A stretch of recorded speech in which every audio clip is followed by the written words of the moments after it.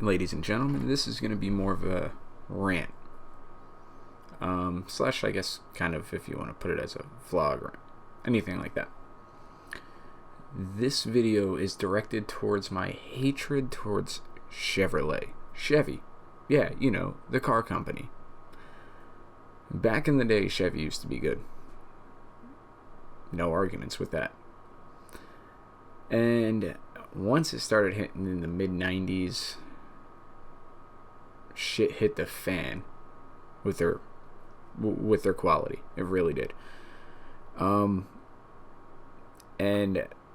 my wife and I, we own a few cars. I've had about, I don't know, I went on a selling spree. I had about 7. I've had probably about 30 to 40 cars total throughout my short time that I've had my license. Actually, before I had my license too. Anyways, that's irrelevant. I'll start out with a little bit of background. I've worked in many shops as an auto tech. I haven't been out of the game for that long. I know what I'm doing under the hood. So, we have one of our cars, the wife's car, is a 2012 Chevy Cruze. 1.4 liter turbo, it's the LTZ model. And we got it at about 45,000 miles. It's at 86,000, so yes, I understand it's almost at 100,000 miles. No, it's at 76, some shit like that. So I understand, you know, the mileage is getting up there. But it's still under warranty. Now, as far as money that I put into this car, other than the standard PMs, basically oil change, obviously filter, air filter, cabin filter, tires, brakes, blah blah blah, all that shit, and spark plugs, of course. Didn't have to spend a dime on it. Main reason why? Well, only reason why is because it's under warranty. Now, let's go with everything that this car has been in the shop for. I've went through 2 water pumps, the water neck, or thermostat housing, the recall for the brake assist solenoid, the PCV diaphragm, that went bad, and that's the whole fucking valve cover. Thing wouldn't even run basically at that point. Brought it in for trans issues. They're refusing to do anything for me with that. The axle seal's leaking. They refuse to do anything with that. Brought it in for the recall for the engine computer, basically throwing a new map on it or retuning the computer. I had to get it done once, and they did it again because they said that was the issue. Anyways, the list honestly could go the fuck on. It really, really could. But that's not the point of this video. So we take the Cruze into the shop again, and this is the second time we're bringing it in for this issue. Now, the first time I played dumb to see what they would do. Now, the car is between 2,000 RPM and 3,000 RPM. It is bucking. It is dropping out. It is running like shit between 2,000 and 3,000 RPMs. And that is basically the speed that you're constantly cruising at, especially when you're on the fucking highway. Other than that, it's getting pretty crappy gas mileage. And, you know, I looked at it myself. So, first time I decided to play dumb and just say, hey, it's running like crap. You know, I noticed, you know, a little bit of oil leaking. And yeah, there's oil leaking right at the throttle body for the people that, you know what I'm talking about with cars. It's a 1.4 turbo. Right at the throttle body, right underneath it where the transmission is, there is a lake of oil in the transmission. Well, on top of the transmission from it leaking out of the throttle body. So I take it in and I say, hey, I got an oil leak. And I told them where it is. I said, it's running like crap. So they called, and, since my wife drives the car, they call her. And she, she doesn't know, a lot, but she knows enough to call, to smell some bullshit. So they call her up and they say, the flapper is bad. She said, what is a flapper? And basically they wouldn't tell her. The fucking flapper. That's all they said. The flapper is bad. So we're replacing the flapper on the car. So, they might as well just said the muffler bearing shot. And yes, I do know that's an actual thing. So, basically we get there to pick up the car. Oh, by the way, on that phone call, they were more worried that her TPMS, her tire pressure monitoring system light is on. Well, it's saying there's a fault in the system is on the dash. So she told them, oh yes, that's because my winter tires are on the car and I don't have the sensors in my winter tires. So they said, the sensors aren't in your tires, they're in your wheels. No shit. If somebody is saying I'm running my winter tires, odds are they have a set of wheels that go with the tires. I'm not going to get a set. It makes no sense to put sensors in winter wheels. They fucking argued with us about that. Well, no shit. You work at a Chevy dealership. You must know an LTZ comes with 18-inch wheels, not 16-inch steel wheels with hubcaps. And yes, I did work at a Chevy dealership too, so, their ignorance is another thing that really fucking pisses me off. So anyways, they were more concerned about that, and more concerned about replacing the air filter. While I checked the air filter before I brought it in, the air filter was brand fucking new condition. It was pure white, no dirt on it. They were saying my air filter was completely clogged. They also said that I needed to do my spark plugs, which around the time, the first time I brought it in, I'm not going to argue with, recommending spark plugs. Because even if the spark plugs look half decent, you still recommend them around the time they're supposed to be replaced. Because you don't know if they have been or not.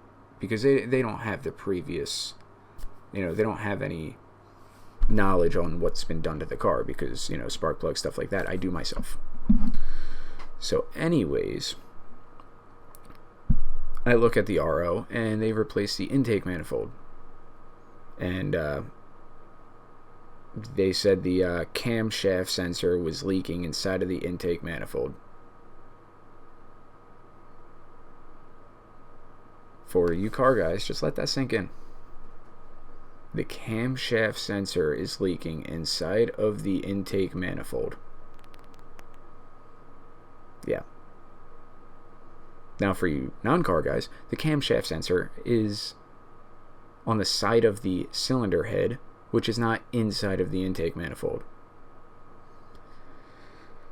Fucking idiots. So, brought it in a second time. And I told him again. We just got the car back today. We dropped it off this morning. So I called him up and scheduled the appointment, dropped it off this morning. So they called the wife again. And they said that it is residual oil coming out, and we just have to, they just had to clean our air charger cooler. Now, I'm assuming that, it's the intercooler, has a front mount intercooler, and yes, you can get oil in your front mount intercooler out of normal driving. That's understandable. So they took it off, they blew it out, all that, all that happy horseshit. But here's the problem.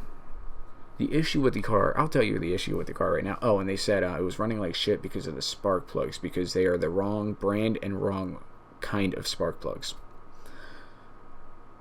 Now, the brand of spark plugs are an AC Delco that's supposed to come with it from factory, because AC Delco is a garbage company made by Chevy. AC Delco used to make good parts. AC Delco anymore, the most unreliable parts you'll ever find. Alright? And, the OEM parts are Iridium spark plugs. So NGK, Iridium spark plugs. Nothing wrong with that. NGKs are better than AC Delco. So anyways, they said my spark plugs was causing the bucking. By the way, I'm not dealing with this dealership anymore because I told them what the issue is and they kind of just blew me off. So I'll tell you what the actual issue is now. Like I said, the car is turbocharged. Has a factory turbo, little baby turbo. And I noticed that it was running, when it started running like crap, I decided to check everything out, and I noticed a shit ton of oil on top of the transmission underneath the throttle body. So I ran my finger right across the bottom of the throttle body, right where the intake connects to the throttle body. Just oil, just all over my finger, just by running it just once. Just oil everywhere. Checked everything else. I removed the front bumper, and there's oil pouring out of the front mount intercooler. Or I think it was a front mount intercooler it was coming out of. But now here's the problem with the residual oil. Even if you have that much oil up there, if there's that much oil in your intercooler to where it's going up the tube and in, it's the same issue that what the issue is. The turbocharger, the fucking turbo is bad. All right, it's pissing oil through the turbo seal, going through the intake going through the intake piping into the fucking throttle body, and it's running like shit because oil's getting into the combustion chambers and it's fucking up the throttle position sensor at the same time because oil's getting all in there. There's a fucking issue right there. How do I know this? The oil starts after the turbo, or basically, after the fucking turbo. The oil problem starts at the fucking turbo, and it goes all the way up to the fucking engine. So, there's your fucking issue. But for some reason, they want to replace everything else. And they're not actually looking at the car. They looked at the spark plugs and just said, oh, it's the intercooler, why it's bucking. When I worked at the dealership, by the way, I was at this dealership for about a week before I quit. I didn't get fired or anything like that. It wasn't a hard job. I quit after a week. We'll get into that. Well, actually, you know what? We'll get into that now. I quit after a week because the shit they were doing, not in the shop. That, as far as the shop itself, I'm not going to say the name of the shop, but they weren't doing anything sketchy, okay? This is actually the most true fucking dealership that I've seen. But they only had one bay open, all right? So, of course, my toolbox goes there. All fine and dandy. So, I go to pull my cars in. There's an alignment rack across from my bay, which sticks out about 5 feet further than the cars in the bay on that side of the shop. So, in order to even get, like, a Chevy Cruze in there or an Impala, I have to literally just back forth, just to get into my bay. All right, so that was an annoyance I could live with. Nobody was training me on their computer system, so I didn't know even how to clock in or check how many hours I was getting paid per job and this and that. No one showed me that. My training was involved with follow this person around. So that was strike number 2. Strike number 3. Well, strike number 3 and 4 all happened at the same time. Well, strike number 3 would be the service writer was a complete bitch. She made everybody's life a living hell. Nobody knows how she even got the job. She's never even worked in the auto industry ever in her life and somehow got a job as a service writer for the techs only. But the 2 nails in the coffin happened the same day. So, I got to a point where it's like, you know what? I'm not following anybody around and doing nothing. I'm flat rate. I want to make fucking money. So, fuck off. So, I went over to my toolbox, and this was getting towards the end of the summer. So, there's an open doorway. Alright, so, my toolbox is here, and I'm going to try to do it. I wish I would have taken a picture of it. I'm going to try to do it so it'll work for your perspective, alright? So my toolbox is here, all right? There's an open doorway to the left of my toolbox, which this would be your left, right here. So my toolbox is here, the doorway's here. And it's an open doorway, and what is on the other side of that wall, through that doorway? The detailing bay. So what do they do in a detail bay? They constantly wash their cars. What's happening? It's constant water getting all over my toolbox, all over everything that I have on top of my toolbox, as well as backfeeding into my fucking drawers. Everything inside of my toolbox and on my toolbox was fucking drenched on a daily basis. And they didn't have any other bays. And that same day that I noticed that, because I was just following somebody else around for the first few days, was the service manager that hired me. He was fired on the spot. No warning or anything like that. The reason he was fired, because they didn't like him. Managers didn't like him, so they fired him. So that was the other nail in the coffin. I don't want my shit getting soaked, rusted, corroded.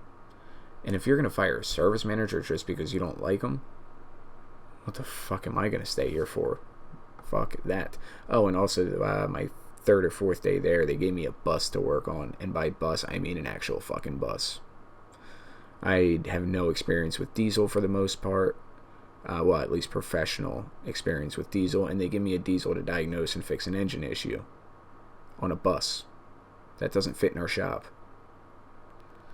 So anyways, that was my time there.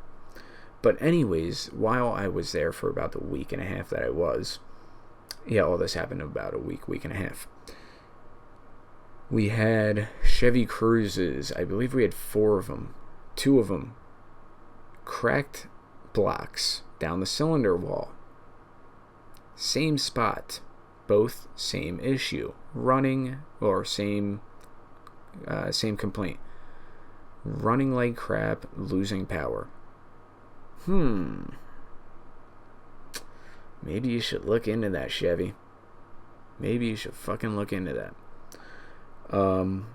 We had other Cruzes in. 2 more Cruzes actually the same week. Both turbocharger replacements for... Wait for it. Excessive oil leaking. Yeah, Chevy. And this isn't the end of it. Well, at least for the Cruze. You know, I'll let the Cruze sit for a little bit. Let's go over to the Chevy Impala. 2015. 30,000 miles. I had to replace the rod bearings. The car had 24,000. Chevy Impala 2015 had 24,000 miles on it. Alright? The oil was, it wasn't shot, but it wasn't like brand new, like a mile. It looked like it was about halfway through its cycle, and the oil life was halfway through its cycle. Comes in with a knocking noise. So I'm looking at it, we're diagnosing it. And it honestly sounded like it was coming from the top end, but we looked deeper into it, and it was actually coming from the bottom end. Design was stupid as shit. It really was. To actually diagnose the rod bearings, basically had to do the job.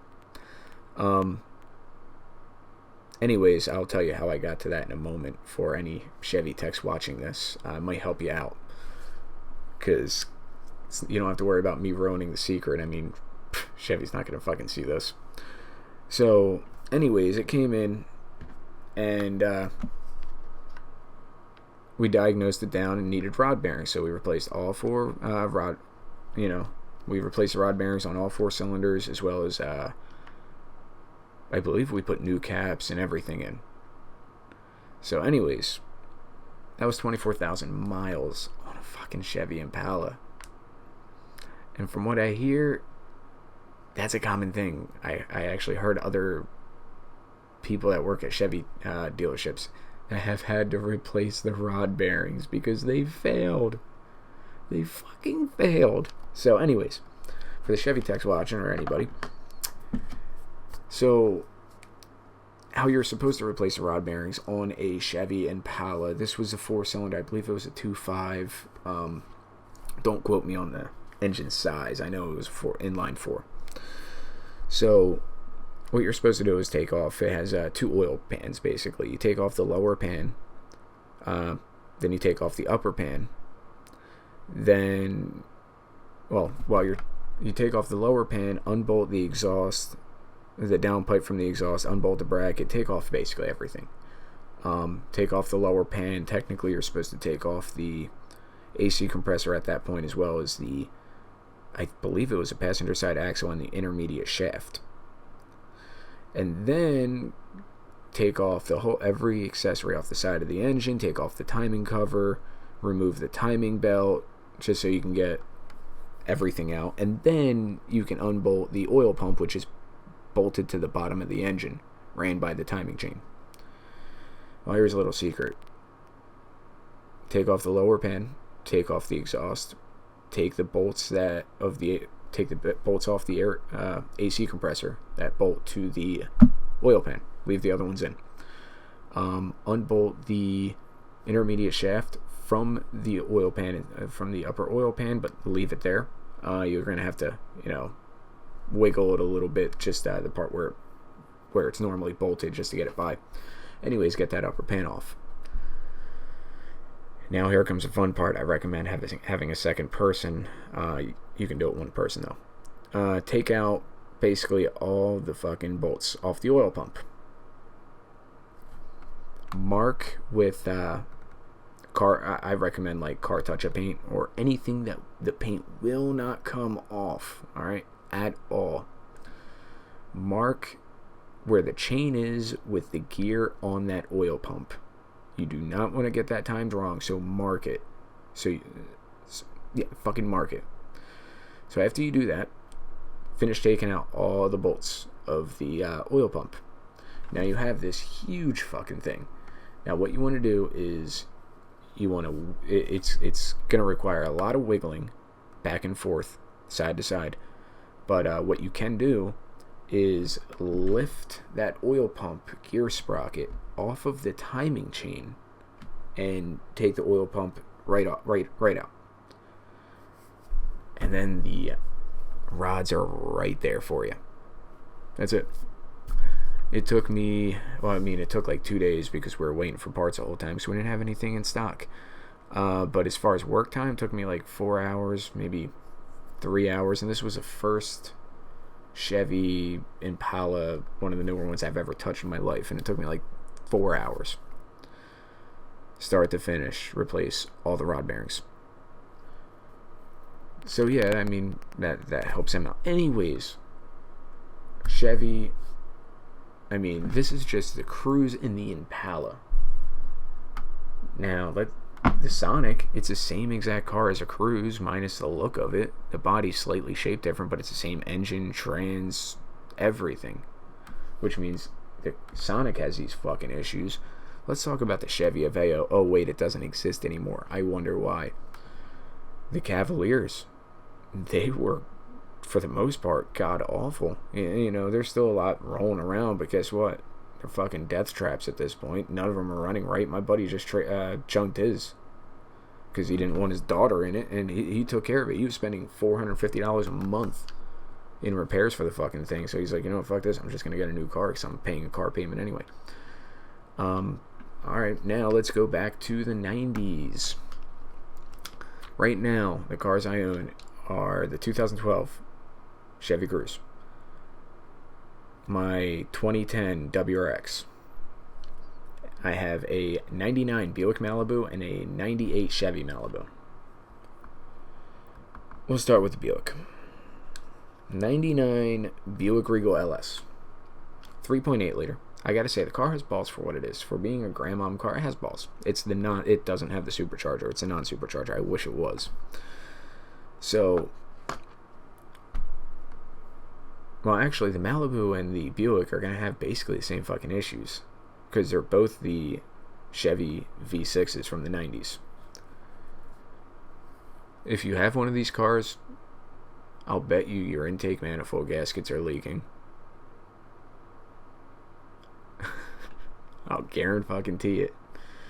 So, actually, you know what? I'll start with the Malibu since I had it first. So, we got the Malibu. It's running pretty decent. Drinking a lot of coolant. So, take a look at it. Intake manifold's leaking. You know what? Fuck it. We'll just run it. So, we ran it for a little bit. And then I decided to replace the intake manifold gaskets. We didn't overheat it or anything. Car's never overheated in its life with us. So, replace the intake manifold gaskets. Okay, I'll find it dandy. Driving it for about a year. So then we get a few other stupid shit.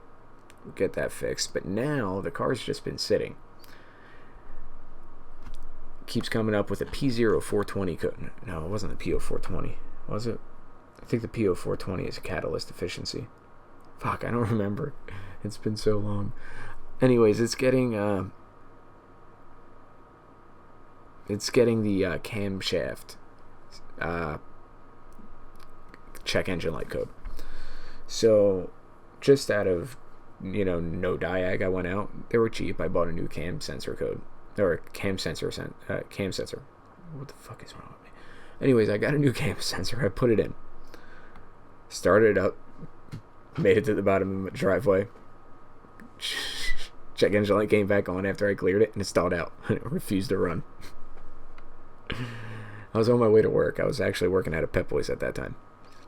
So I'm like, you know what, fuck it. We got it towed over to the Pep Boys. I'm like, hey, guess what? I'll work for 7 hours, and then I'm bringing my car into the shop. Fuck you. So I worked, I got done work, brought it into the shop, checking everything out. And we found another issue because more check engine light, more codes came up for the 16x reference and all that good stuff. So, we just started testing the wires, making sure everything was good, and we actually had a loose connection with the wiring pigtail that plugs into the ignition control module. Are you kidding me? You stopped capturing?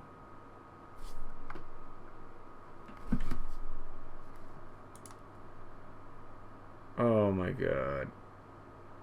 Please don't tell me it stopped capturing. Nope, I think it's still capturing. I'm not going to risk it. I'm just going to keep talking, and I hope to God this is capturing because I'm already at fucking half an hour. So anyways, we replaced the wiring pigtail that plugs into the ignition control module. Alright, got that code taken care of. Cam sensor code keeps coming up, but now the crankshaft position, or the other, I think it was a 3X. I forget the numbers, but it was literally a while ago. So the other one, we diagnosed it down to be a crank sensor reference, but we weren't getting a crank sensor code. So I said, you know what, fuck it. I just said, you know what, I don't know what's going on. I'm just going to let it sit. I let it sit. Came in the next day, I had off. So we decided to hook up the Snap-on Varus. We had a Varus in the shop, which has an oscilloscope on it. So we're using the oscilloscope on it, and everything was fine. We literally hooked everything up. The cam sensor's reading perfect. The crank sensor's reading perfect. The other crank sensor's reading perfect. So, and when it's running, it's like literally dipping out.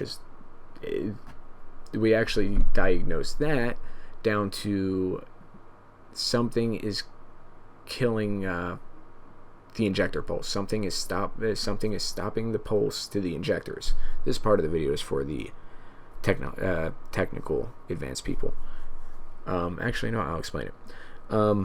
Injectors, fuel injectors for a car, when you put them in, and when your car's running, how it gets the fuel into the engine for the spark plug to ignite the fuel and keep the engine in rotation. The injectors are what puts it in, and they can't just be always open. That's going to cause issues. So they pulse it. When it's time for the fuel to go in the cylinder at that time, hence the name timing. It pulses the fuel. Now, in order for the fuel to be pulsed, or the injector to be pulsed, a computer has to control that, which is controlled by sensors, controlled by the computer, wiring, all that. So something was preventing the injectors to be pulsing. It would run fine, and then the pulse would be, it would just cut out. No injector pulse, and then it would kick back on. So we decided to look into that, and AuData's little tree of what to do. Yeah, we went through that like 5 times. So I just got to a point, fuck it. I replaced the cam sensor, the crank sensor behind the crank pulley or the harmonic balancer, the crank sensor on the rear of the engine block, the harmonic balancer itself, ignition control module, 3 coil packs, because the car has 3 of them.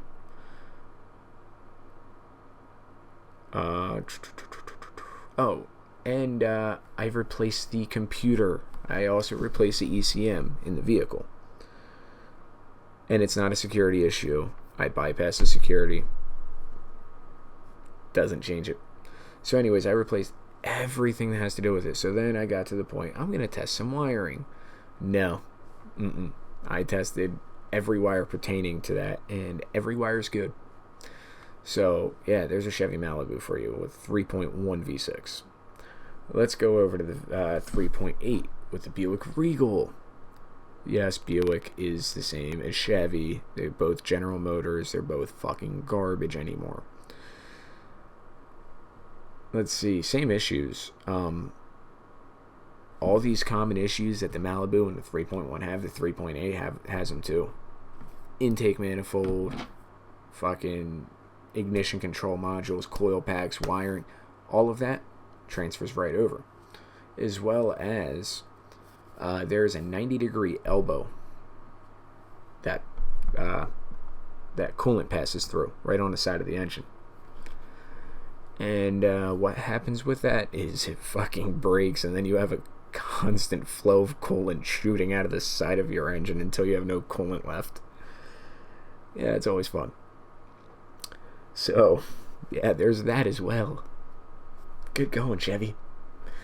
So, back to the main purpose of this. I'm venting as best as I can with my wife sleeping right in the next room. And this is the loudest I can be. Right now, I want to fucking scream. Because I'm tired of dealing with this shit. If we had the money for a down payment, I would get rid of the fucking Cruise for a goddamn Kia right now. I would. For a fucking Kia. You know what? Call up Daewoo. Oh no, wait. Daewoo's owned by Chevy. God damn it. Call up Volkswagen. I fucking hate Volkswagen. Call up Volkswagen. I'll take one of their cars over this hunk of shit. The car has nice features. Has the same features as my WRX. Heated leather.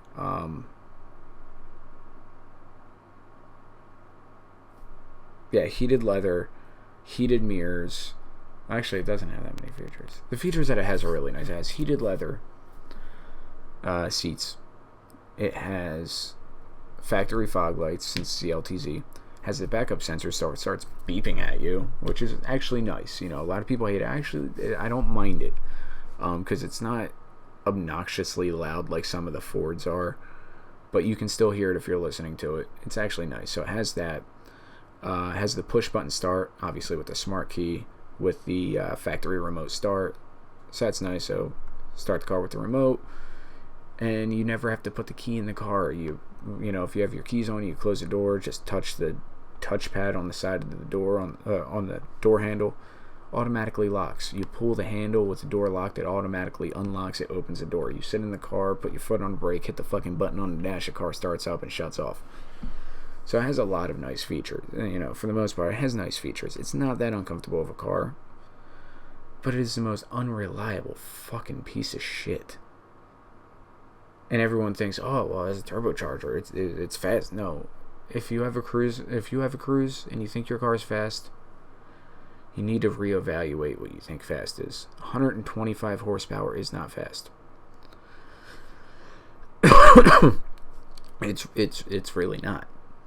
And for some reason, everyone thinks Cruzes have, are peppy little cars. They're quick. No, they're not.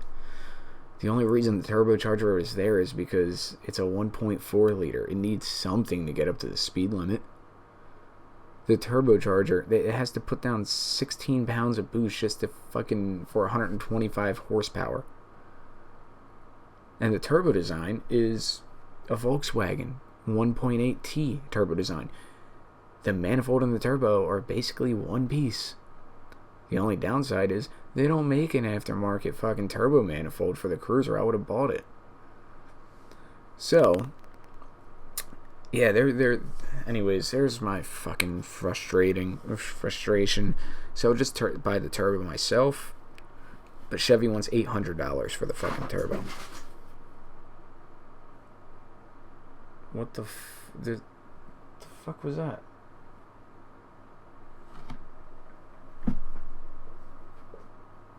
I don't have a cat in here right now. I don't know what the fuck that was.